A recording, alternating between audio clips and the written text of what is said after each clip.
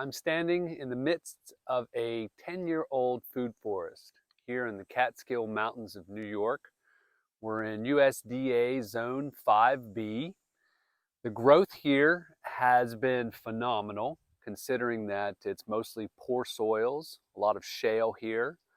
But it began with sheet mulching, a lot of comfrey, and selection of appropriate species. Now is a great time to come back and review and see what has done well and what has not done so well. These are observations that help us design for expansion, for low input, for high output. So let's have a look. The Cornelian Cherry, Cornus moss, fruiting dogwood, is definitely one of the winners here in this food forest. I planted these trees about 10 years ago, and they've grown very quickly in poor conditions and are heavily setting fruit already. Now, being a dogwood, it's also beautiful. It's a very attractive tree. Very popular in Europe. A lot of cultivars are grown there, mostly because they produce so much fruit. Very popular for jams and jellies, wines, but also a major source of feeding livestock, especially pigs. So beautiful, ornamental, and productive.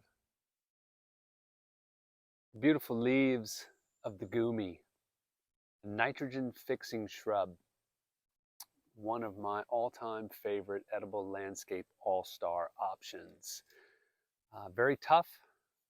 Will take all kinds of poor soil conditions, even salt spray. It fixes its own nitrogen and is super productive with little sweet red tart berries that are exquisite to eat fresh.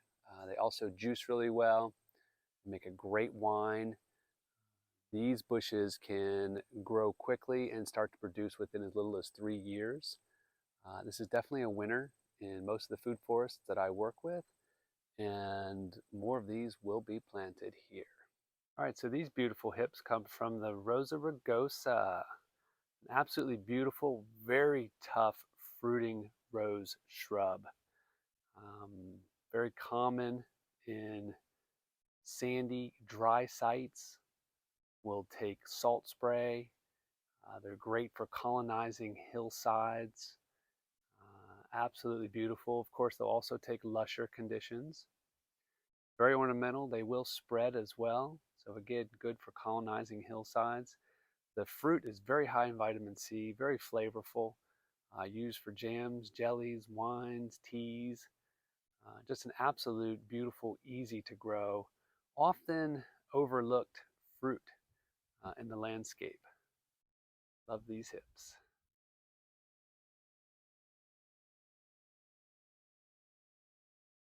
All right, in the not so thriving category here, we have a hybrid hazelnut. These hazelnuts are originally from the OSU, the Oregon State University breeding program, and they are not thriving.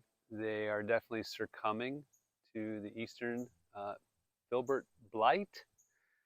And even if they weren't suffering from the blight, their cross-pollination is not ideal for the Mid-Atlantic Northeast area.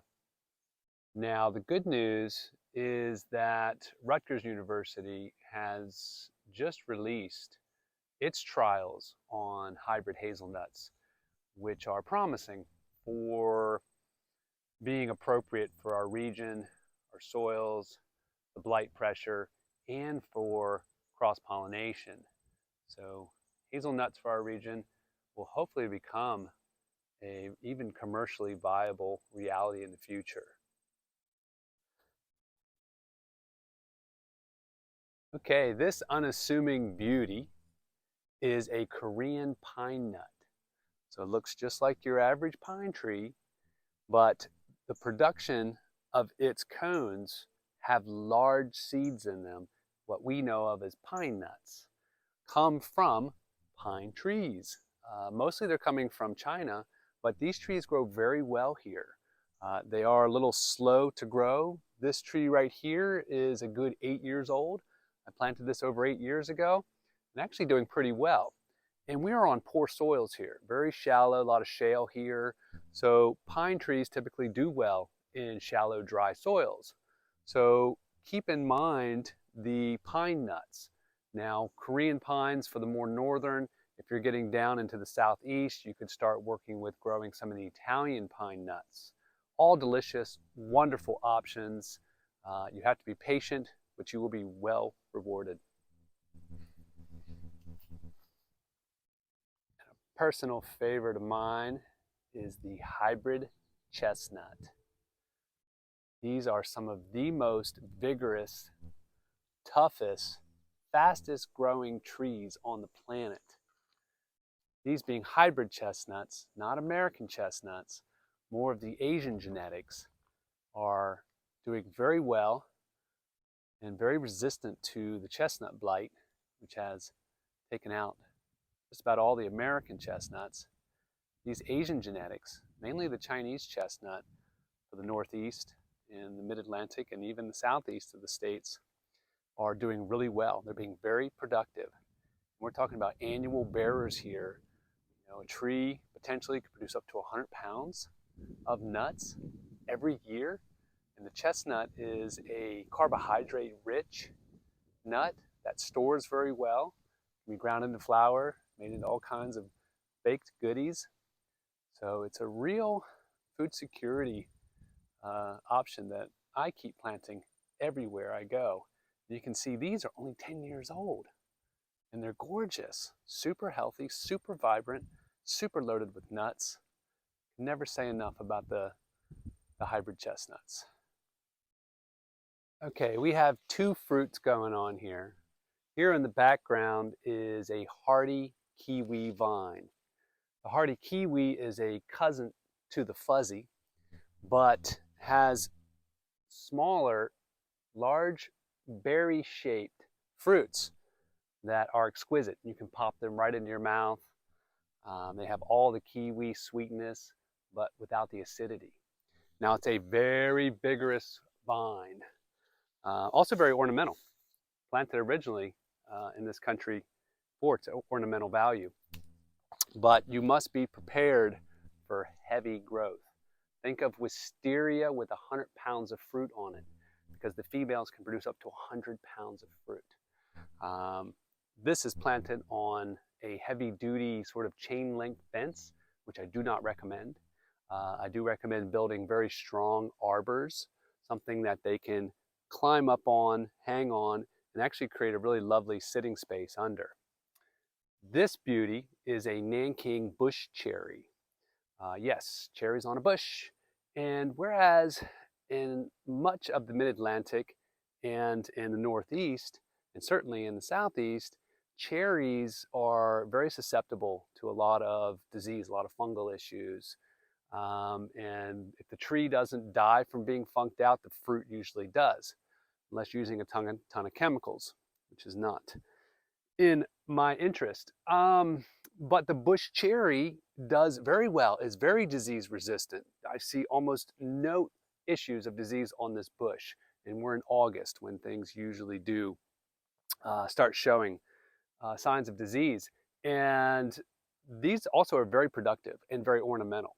In the early spring, they're loaded in these beautiful white flowers, one of the first things to flower on the landscape. Then they produce a smallish sized cherry that is a cross between a sweet and a sour cherry, but very delicious to eat right out of hand. I usually end up soaking them in vodka for like an infusion.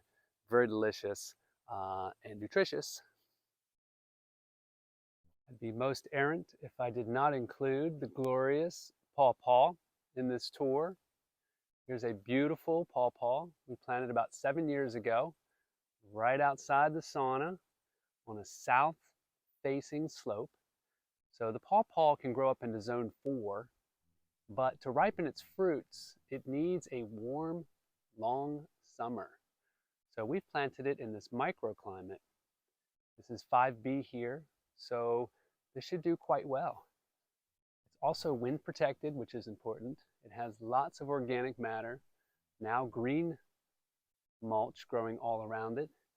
Originally had lots and lots of wood chips and straw and cardboard to give it all its moisture that it loves to have. But it's on a sloping hillside, so pawpaws do need drainage. They like to have lots of moisture, but also need good drainage. If you guys want to know more about pawpaws, I'm starting a new Paw Paw YouTube channel called For the Love of Pawpaws, same name as my book. So look that up, check it out, subscribe, and welcome to the Paw Paw adventure. All right, thanks for taking this tour with me. If you would like to explore this site more yourself, this is the Shivananda Yoga Ranch in New York, in the beautiful Catskill Mountains, an absolutely beautiful, peaceful, very connected place that we've been putting permaculture design into for a good 15 years now. So there's a lot to see, there's a lot to learn, and there's a lot to do. So come and put your energy into helping this place flourish, get your yoga on, and yeah, be well.